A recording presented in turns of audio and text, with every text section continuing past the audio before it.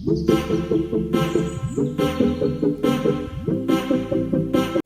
साथियों, मैं अमरदीप कादियान। नमस्ते, प्रणाम, सलाम वालेकुम, सत श्री अकाल, जय मसीह की, राम राम जी, जय माता जी। साथियों, आपका स्वागत है मेरे यूट्यूब चैनल डिसेंट एडवाइस में। साथियों, आज हम बात करेंगे Q&A के बारे में। पहला क्वेश्चन लेते हैं दयानंद पाटिल। सर, आर्बिट्रेटर का नोटिस भेज रहे हैं घर पर, क्या करूं? मतलब आपने कोई लोन लिया होगा, ये सिक्योर लोन में ही भेज देते हैं, अनसिक्योर में भी भेजते हैं। ज़्यादातर मेरे देखने में आया कि अनसिक्योर लोन में आर्बिट्रेटर का नोटिस भेजते हैं, जिसमें जिस कार्रवाई को ये आर्बिट्रेशन कहते हैं। अब जो आम आदमी होता है उसको समझ में नहीं आता कि आर्बिट्रेटर क्या है। आर्बिट्रेटर जो है ये बैंक या एनबीएफसी कंपनी का एक ऑफिसर होता है। ज़्यादातर मेरे देखने में आया है कि जो रिटायर जज होते हैं, ज़्यादातर उन्हीं को ही इस पोस्ट पे बैंक या एनबीएफसी कंपनी लगाते हैं। अब सवाल ये आता है कि ये आर्बिट्रेशन है क्या चीज़ और क्यों होता है आदमी का।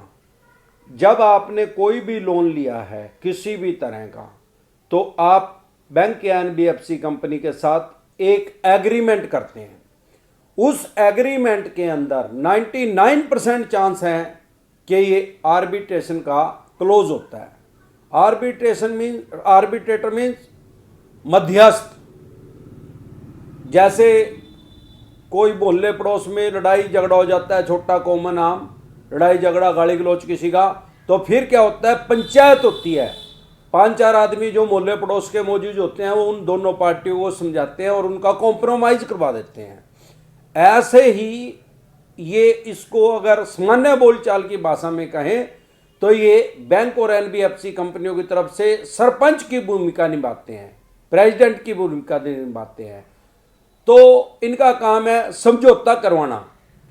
अब सवाल यह है कि ये हमारे ऊपर क्या समझौता करवाने के लिए दबाव डाल सकते हैं? उसका जवाब होगा नहीं।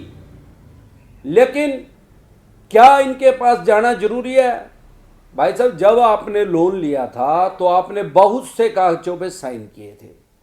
99.9 क्या 100% आदमी उसको नहीं पढ़ते। अगर पढ़ना भी चाहे तो वो इतने छोटे छोटे अक्षरों में होता है, मुझे नहीं लगता कि दुनिया कोई चश्मा ऐसा होगा जिसको लगा के उसको पढ़ सकते हैं। वो तो शायद कोई लेंस लगा के वो पढ़ना पड़ेगा, और उसमें सैकड़ों शर्तें लिखी होती हैं, कोई उसको पढ़ ही नहीं पाता। और जो आपने उसको पढ़ लिया और समझ लिया, आप जिंदगी में कभी लोन ही नहीं लोगे। किसी भी तरह का अनसिक्योर सिक्योर किसी तरह का आप लोन नहीं लोगे, ये भी बात कन्फर्म है। तो ये जो आपने वो क्लोज था उसमें कि कभी भी जिंदगी में जब तक लोन की टर्नओवर चली हुई है उस ड्यूरेशन में कभी भी आपने किस्त की डिफॉल्ट की, 2, 3, 4, 5 आपने रोक दी, तो एक मध्यस्थ होगा जो दोनों पार्टियों की बात सुन के बैंक की या एनबीएफसी कंपनी की जहां से आपने लोन लिया है और जो कर्जदार है उसकी, उनके बीच में एक मध्यस्थ की भूमिका निभाएगा। तो अब जो आपके पास ये नोटिस आया है, ये आर्बिट्रेटर का नोटिस है, ये मध्यस्थ है ये आदमी।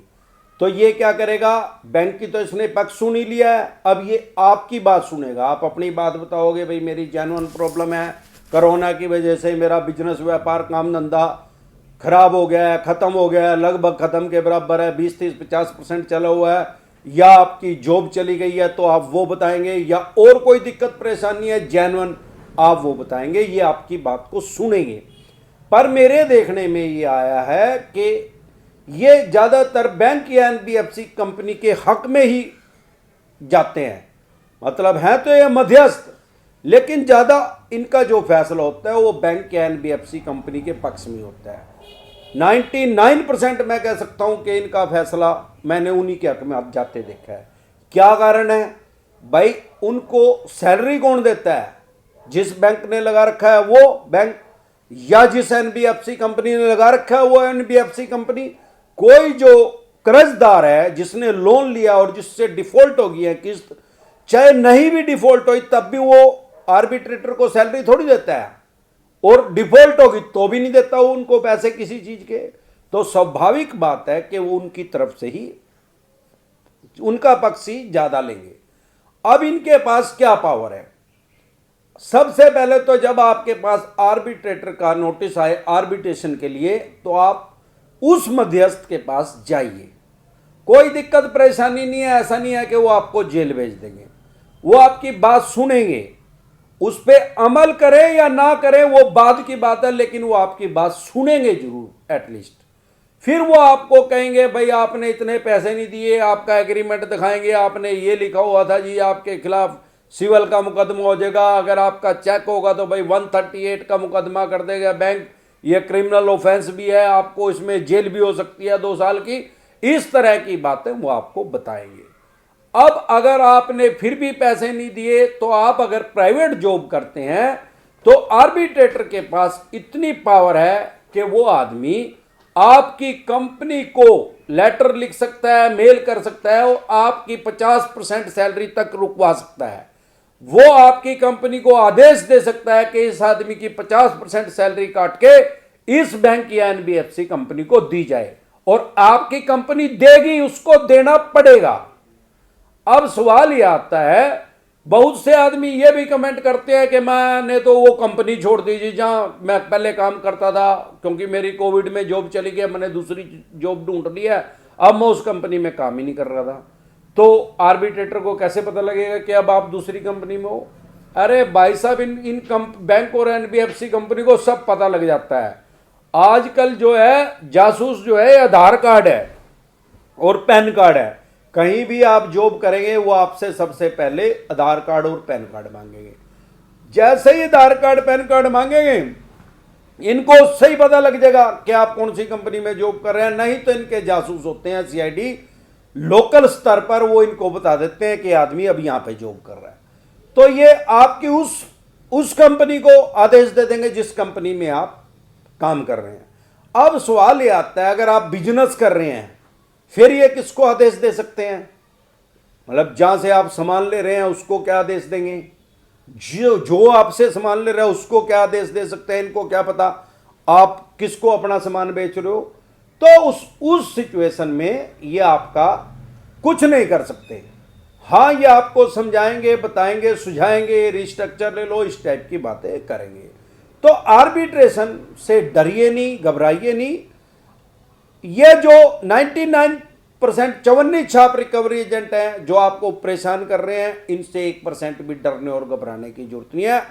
आर्बिट्रेटर के बारे में मैं आपको पूरा एक्सप्लेन कर चुका हूं कि कौन आदमी होता है, इसके पास क्या पावर है, क्या ये कर सकता है, आपका क्या बिगाड़ सकता है। इसके अलावा ये आपके कुछ नहीं कर सकते हो। बाकी जो है, अभी माननीय सुप्रीम कोर्ट से एनपीए पे रोक लगी हुई है, अभी आपके खिलाफ दीवानी का यानी सिविल का भी मुकदमा ये दायर नहीं कर सकते। तो अगर आपके किसी यार प्यारे रिश्तेदार की किसी भी तरह की कोई भी समस्या है, उसको डिसेंट एडवाइस लेने के लिए, उसको डिसेंट एडवाइस दिलवाने के लिए उसके पास मेरी ये वीडियो शेयर कीजिए, और ऐसे ही अब मेरे चैनल पे अपना प्यार और आशीर्वाद बनाए रखें। नमस्कार।